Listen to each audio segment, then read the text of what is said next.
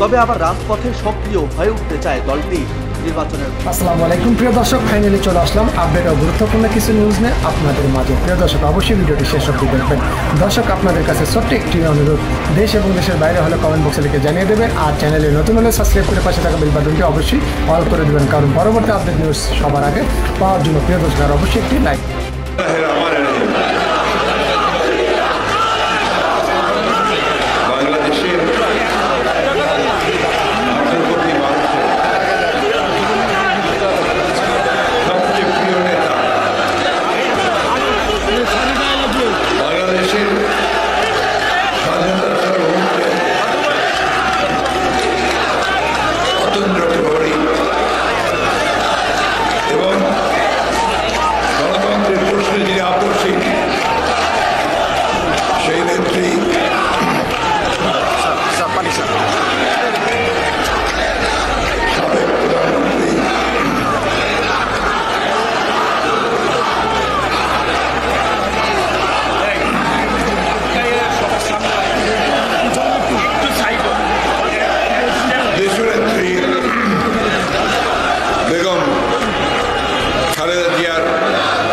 মুক্তির দাবিতে বিএনপি কেন্দ্রীয় কমিটি আয়োজিত আজকের এই সমাবেশের সংগ্রামী সভাপতি, ঢাকার সাবেক মেয়র, বিএনপি জাতীয় স্থায়ী কমিটির সম্মানিত সদস্য, সংগ্রামী জননেতা জনাব মির্জা আব্বাস, জাতীয় স্থায়ী কমিটির সম্মানিত সদস্যবৃন্দ, বিএনপির কেন্দ্রীয় কমিটির নেতৃবৃন্দ, অঙ্গ সংগঠন সমূহের নেতৃবৃন্দ, আজকে এই সমাবেশে উপস্থিত প্রিয় ভাই বোনেরা, আজকের এই সমাবেশের একমাত্র লক্ষ্য একটা, কারণ একটা হচ্ছে আমরা দেশনেত্রী বেগম খালেদা জিয়ার মুক্তি চাই, নিঃশর্ত মুক্তি।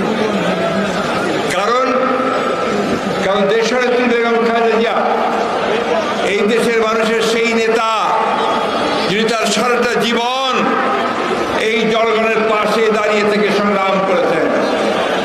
1971 সালে যখন দেশের স্বাধীনতা ঘোষণা করেছিলেন শহীদ প্রেসিডেন্ট জিয়াউর রহমান, সেই দিন সেই রাতে সেই চট্টগ্রামের সেনানিবাসে দেশনেত্রী বেগম খালেদা জিয়াকে যখন সৈনিকেরা এসে জিজ্ঞেস করেছিল যে আমাদেরকে পাকিস্তান অধিনায়ক অস্ত্র সমর্পণ করতে বলছে, আমরা কি করব? তখন শহীদ জিয়া ছিলেন বাইরে, তিনি বলেছিলেন তোমাদের অধিনায়ক না আসা পর্যন্ত তোমরা আত্মসমর্পণ করবে না, আত্মসমর্পণ করবে। তারপরে শহীদ প্রেসিডেন্ট জিয়াউর রহমান যখন সেই রাতে স্বাধীনতার ঘোষণা দিয়েছিলেন এবং দেশের মানুষকে স্বাধীনতা যুদ্ধে ঝাঁপিয়ে পড়তে যিনি অনুপ্রাণিত করেছিলেন, সেই রাতেই তিনি তার দুই শিশুপুত্রকে নিয়ে তিনি হেঁটে পালিয়ে গিয়ে ঢাকার উদ্দেশ্যে রওনা হয়েছিলেন এবং ঢাকায় গোপনে এসে পৌঁছেছিলেন। তার কয়েকদিন পরেই এই পাকিস্তান সেনাবাহিনী তাকে গ্রেফতার করে পাকিস্তানের সেনানিবাসের কারাগারে তাকে বন্দী করেছিল বন্ধুগণ, এবং স্বাধীনতার পরেই তাকে মুক্ত করা হয়েছিল। সেই জন্য আমি সবসময় বলি যে দেশনেত্রী বেগম খালেদা জিয়া হচ্ছেন এই দেশের প্রথম নারী মুক্তিযোদ্ধা। যে একদিকে শহীদ জিয়া ছিলেন স্বাধীনতার ঘোষক, অন্যদিকে এই নেত্রী তিনি সেদিন সেই যুদ্ধ ঘোষণার সঙ্গে একাত্মতা ঘোষণা করে সন্তানদেরকে নিয়ে যখন গ্রেপ্তার হয়েছিলেন পাকিস্তান কারাগারে, তখন থেকে তিনি মুক্তিযুদ্ধে শরীক হয়েছিলেন। বন্ধুগণ, সেই নেত্রী 1981 সালে শহীদ প্রেসিডেন্ট জিয়াউর রহমান সাহেব যখন শাহাদাত বরণ করেছিলেন, তারপরে তিনি শহীদ জিয়া রেখে যাওয়া সেই জাতীয়তাবাদের পতাকা, স্বাধীনতার পতাকা, গণতন্ত্রের পতাকাকে তিনি তুলে ধরে নিয়েছেন। 9 বছর তিনি সংগ্রাম করেছেন স্বৈরাচারের বিরুদ্ধে এই রাজপথে। এখানে অনেকেই আছেন যারা তার সাথে সেদিন সংগ্রাম করেছেন, লড়াই করেছেন। তিনি সেদিন নিজে পায়ে হেঁটে হেঁটে মিছিলের নেতৃত্ব দিয়েছেন, তাকে গ্রেপ্তার করা হয়েছে, বারবার তাকে নির্যাতিত করা হয়েছে, তিনি কখনোই ছেড়ে দেননি বন্ধুগণ, তিনি কখনোই আপোষ করেননি। তিনি সেই সংগ্রাম চালিয়েছিলেন। সংগ্রাম করেই ছাত্র নেতাদের সঙ্গে নিয়ে, সেদিন জনগণকে সঙ্গে নিয়ে সেদিন স্বৈরাচারকে পরাজিত করে এই দেশে গণতন্ত্রকে প্রতিষ্ঠা করেছিলেন। বন্ধুগণ, দীর্ঘ আলোচনার সুযোগ নেই, আমি শুধু এইটুকু বলতে চাই যে দেশনেত্রী বেগম খালেদা জিয়া আর এই গণতন্ত্র, এই দুটোকে আলাদা করে দেখার কোনো সুযোগ নেই বাংলাদেশে। বাংলাদেশে গণতন্ত্র মানেই হচ্ছে এখন বর্তমানে দেশনেত্রী বেগম খালেদা জিয়া। বন্ধুগণ, তিনি 1991 সালে যখন তিনি 90 সালে যখন তিনি রাষ্ট্রপতির দায়িত্বে এসেছেন, বিশাল বিপুল ভোটের জয়ের মধ্য দিয়ে প্রধানমন্ত্রী হয়েছেন, তখন তিনি বাংলাদেশের সংসদীয় গণতন্ত্রকে প্রবর্তন করেছেন। তিনি মিডিয়াকে, গণমাধ্যমকে তিনি মুক্ত করেছেন এবং দেশকে অগ্রগতির দিকে এগিয়ে নেওয়ার জন্য বিভিন্ন উন্নয়নমূলক কর্মকাণ্ড গ্রহণ করেছেন। বন্ধুগণ, সেই দেশনেত্রী বেগম খালেদা জিয়াকে অত্যন্ত প্রেস, এই বাবা তুমি আসো, তুই কামিয়ার, এত করে বলি তোমরা শোনো না কেন ভাই? আমাদের বয়স অনেক হয়ে গেছে, আমরা তোমার মতো করার জোর নাই তো আমাদের। Please listen. আমরা এই গণতন্ত্রের জন্য সংগ্রাম করছি দীর্ঘ 15 বছর। আপনাদের মনে থাকা উচিত যে 2018 সালে যখন দেশনেত্রীর বিরুদ্ধে তাকে সাজানো মামলা তৈরি করে তাকে সাজা দিয়ে দেওয়ার জন্য তারা নিয়ে যায় সেই 18 সালের ফেব্রুয়ারি মাসের 8 তারিখে। সেদিন আপনারা অনেকেই সেদিন রাস্তায় নেমেছিলেন, আমরাও নেমেছিলাম। তার কয়েকদিন আগে তিনি বিএনপির অ্যানুয়াল জেনারেল মিটিংয়ে রামমেরিডিয়ান হোটেলে তিনি একটি ভাষণ দিয়েছিলেন। সেই ভাষণে তিনি পরিষ্কার করে বলেছিলেন যে আমি জানি আমাকে আপনাদের থেকে বিচ্ছিন্ন করবার ষড়যন্ত্র চলছে, আমাকে আটক করে রাখা হবে এবং গণতন্ত্র আন্দোলনকে স্থগিত করে দেওয়া হবে। আপনারা আমার কথা মনে রাখবেন যে আমি আপনাদেরকে সবসময় অনুরোধ করে যাচ্ছি যে আপনারা যে আন্দোলন থেকে পিছিয়ে যাবেন না, আপনারা রাজপথে নেমে আসবেন। আপনাদের গণতন্ত্রের যে অধিকারের যে আন্দোলন, সেই আন্দোলনকে আপনারা অব্যাহত রাখবেন। বন্ধুগণ, সেই আন্দোলন এখনো চলছে। এই আন্দোলনের জন্য আপনারা অনেক ত্যাগ স্বীকার করেছেন। আমাদের 60 লক্ষ মানুষের বিরুদ্ধে মিথ্যা মামলা দেওয়া হয়েছে, আমাদের 700 বেশি মানুষকে গুম করে ফেলা হয়েছে, আমাদের প্রায় কয়েক হাজার মানুষকে হত্যা করা হয়েছে, এক্সট্রাজুডিশিয়াল কিলিং করা হয়েছে। আজকে প্রায় 4000 আমাদের নেতা কর্মীদেরকে মিথ্যা মামলায় সাজা দেওয়া হয়েছে। এখানে বসে আছে অনেকে যারা সাজাপ্রাপ্ত, সাইফুল ইসলাম নীরব সাহেব সহ অনেকেই আছেন যারা সাজাপ্রাপ্ত হয়েছে। আজকে আমাদের ইশরাক, ইঞ্জিনিয়ার ইশরাক এখন পর্যন্ত কারাগারে আটক হয়ে আছে। আমাদের অত্যন্ত প্রিয় নেতা আমাদের আব্দুল সালাম পিন্টু, তাকে আজকে 15 বছর 16 বছর ধরে কারাগারে মিথ্যা মামলা আটক করে রাখা হয়েছে। লুৎফুজ্জামান বাবরকে আটক করে রাখা হয়েছে। এখন ইনাম সহ আরো অনেক নেতাকে কারাগারে আটক করে রাখা হয়েছে। উদ্দেশ্য একটাই বন্ধুগণ, উদ্দেশ্য হচ্ছে যে বাংলাদেশের গণতান্ত্রিককামী মানুষ, গণতান্ত্রিককামী তরুণ যুবক, তাদেরকে গ্রেফতার করে আটক করে তাদেরকে নির্যাতন করে গুম করে দিয়ে এই দেশে গণতন্ত্রকে চিরদিনের জন্য নির্বাসিত করা এবং করেছেও তারা তাই। আজকে দেখুন কি গোটা দেশের দিকে তাকিয়ে দেখুন, 3টা নির্বাচন হয়ে গেছে। প্রত্যেকটি নির্বাচনেই তারা তাদের দলকে ক্ষমতা নিয়ে আসার জন্য অনেক কৌশল করেছে। নির্বাচনী ব্যবস্থাকে ধ্বংস করে দিয়ে তারা একদলীয় একতরফা নির্বাচন করার ব্যবস্থা করেছে।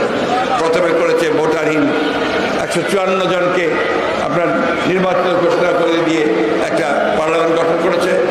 18তে তারা নির্বাচনের আগের রাত্রে সমস্ত কেন্দ্রগুলো দখল করে নিয়ে তারা ভোট দিয়ে সেদিন আবার সরকার গঠন করেছে। আর এইবার তারা 24 তারিখে আমরা নির্বাচন বর্জন করেছি। তারা যখন কোনো প্রার্থী পায় না, তা নিজেদের মধ্যে প্রার্থী সৃষ্টি করে তারা দামি ইলেকশন করেছে। বন্ধুগণ, এই হচ্ছে তাদের গণতন্ত্রের নমুনা। এইভাবে তারা গণতন্ত্রকে ধ্বংস করে দিয়েছে। বন্ধুগণ, আপনাদের ত্যাগ এটা অবশ্যই আজকে এই দেশের গণতান্ত্রিক ইতিহাসে স্বর্ণাক্ষরে লেখা থাকবে, কিন্তু এটাই এখন পর্যন্ত পর্যাপ্ত নয়। আমাদের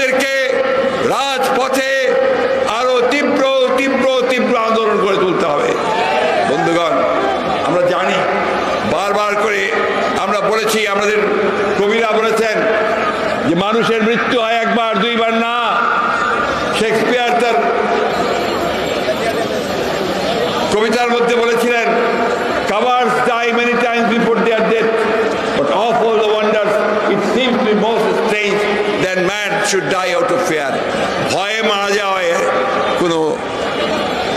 কোনো পৌরুষ নেই। ভয়ে মারা যাওয়ার চাইতে আসলে সাহস করে প্রতিরোধ গড়ে তোলাই হচ্ছে একমাত্র কাজ বন্ধুগণ। আজকে বারবার আমাদের এই কথা বলতে হচ্ছে এই জন্যে যে আজকে এই পরিবর্তন যিনি আসে, এই পরিবর্তন কিন্তু শুধুমাত্র আমাদের মতো বয়সী লোকজনদের দিয়ে আসে না, পরিবর্তন আসে তরুণ যুবক শ্রেণীদের মাধ্যমে। তাই আজকে আবারও বলতে চাই যে আজকে এই সরকার এই দেশকে ধ্বংস করে দিয়েছে। এই আওয়ামী লীগের সরকার একটা দখলদারি সরকার। এরা কোনোমতেই জনগণের কোনো ম্যান্ডেট পায়নি। তারা একদিকে বাংলাদেশের রাজনৈতিক কাঠামো ধ্বংস করেছে, অন্যদিকে তারা অর্থনৈতিক কাঠামোকে ধ্বংস করে দিয়েছে। এই যে আমার অনেক ভাই আজকে রিক্সার উপরে দাঁড়িয়ে আছেন, এরা এখন 3 বেলা খেতে পান না ঠিক মতো। প্রতিদিন তাদের ঘরে যে খাবার নিয়ে যেতে হয় সেই খাবার থেকে অপর্যাপ্ত খাবার, তার তেল লবণ চাল ডাল কিনতে তারা হিমশিম খেয়ে যাচ্ছেন।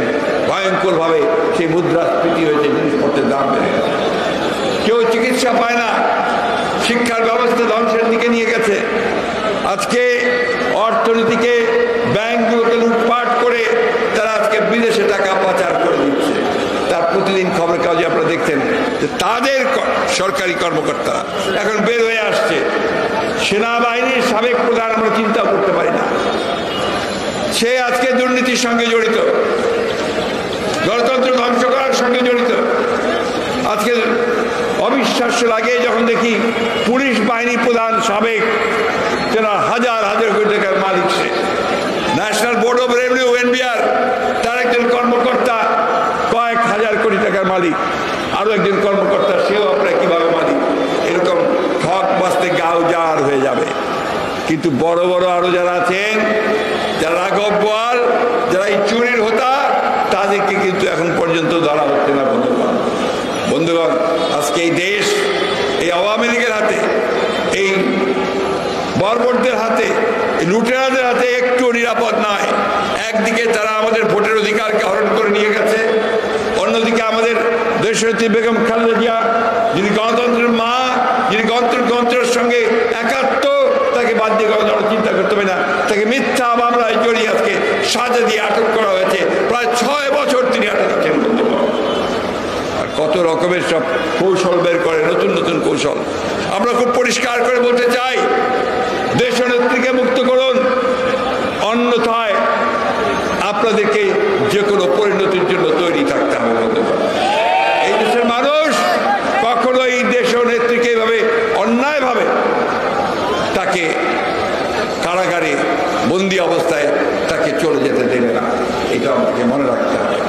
শেষ কথা বলতে চাই, আমি আজকে পরিষ্কারভাবে আজকে সকলের তরফ থেকে, দলের তরফ থেকে আহ্বান জানাতে চাই, দেশনেত্রী বেগম খালেদা জিয়া আমাদের গণতন্ত্রের প্রতীক, আমাদের আন্দোলনের প্রতীক। তাকে বাঁচাতে হলে, তাকে রক্ষা করতে হলে, একই সঙ্গে আমাদের গণতন্ত্রকে রক্ষা করতে হলে, আমাদের অধিকারকে ফিরিয়ে আনতে হলে আজকে আমাদেরকে সকলকে ঐক্যবদ্ধ হতে হবে। একই সঙ্গে অন্যান্য রাজনৈতিক দলগুলোর কাছে আমি আহ্বান জানাতে চাই যে আসুন, আজকে আমরা যেমন গণতান্ত্রিক অধিকারের জন্য সংগ্রাম করেছি, লড়াই করছি, যুগপৎ আন্দোলন করছি, আজকে দেশনেত্রীর মুক্তির আন্দোলনকে সেই একইভাবে একীভূত করে আমরা সবাই ঐক্যবদ্ধ হয়ে সোচ্চার আওয়াজ শুনি। এবং তরুণ যুবকদের কাছে আমার আহ্বান থাকবে যে কে আছে জওয়ান, হও আগুয়ান, হাকিছে ভবিষ্যৎ। তোমাদের হাতেই নির্ভর করছে এই দেশের ভবিষ্যৎ পরিবর্তন। একটা গণতান্ত্রিক দেশ, একটা সত্যিকার অর্থেই জনগণের দেশ, একটা জনগণের অধিকার যেখানে সুপ্রতিষ্ঠিত হবে, সেই দেশ আমরা আনতে চাই। আমাদের নেতা ভারপ্রাপ্ত চেয়ারম্যান জনাব তারেক রহমান আজকে সুদূরে তিনি নির্বাচিত হয়ে তার প্রতি চরম অন্যায় করা হয়েছে। তাকেও মিথ্যা মামলা দিয়ে, তাকে সাজা দিয়ে তাকে নির্বাচিত করে রাখা হয়েছে। আমরা সেখান থেকেও তার বেরিয়ে আসার মুক্তি চাই। বন্ধুগণ, আমরা সমস্ত নেতাকর্মীদের মামলাগুলো প্রত্যাহার চাই। আমরা আমাদের সমস্ত যারা মারা গেছে তাদের প্রতি ক্ষতিপূরণ চাই। আমরা বন্ধুগণ, আমি বক্তব্য দীর্ঘ করবো না, আমি শেষ করতে চাই এই কথা বলে সময় আসে না, সুযোগ আসে না। আজকে সমগ্র জাতিকে ঐক্যবদ্ধ করে আমাদেরকে সেই সামনের দিকে এগিয়ে গিয়ে এই ভয়াবহ দানব যে আমাদের দলকে ধ্বংস করছে, দেশকে ধ্বংস করছে, আমাদের গণতন্ত্রকে ধ্বংস করছে, স্বাধীনতাকে ধ্বংস করছে, তাকে আমাদেরকে নিশ্চিত করতে হবে। চুক্তি করেছে, আমি শেষ কথা বলি, ভারতের সঙ্গে চুক্তি করেছে। এই চুক্তিকে তারা বারবার, আমরা শুধু নই, দেশের যারা আইন বিশেষজ্ঞ আছেন, পানি বিশেষজ্ঞ আছেন, তারা সবাই বলছেন এটা বাংলাদেশ বিরোধী, স্বার্থের বিরোধী। আমরা পানি চাই, আমরা আমাদের অধিকার চাই, আমরা অভিন্ন 154টা নদীর পানি আমরা চাই, আমরা সীমান্তে হত্যা বন্ধ চাই, আমার যে সমস্ত সমস্যা আছে সেই সমস্যার সমাধান চাই।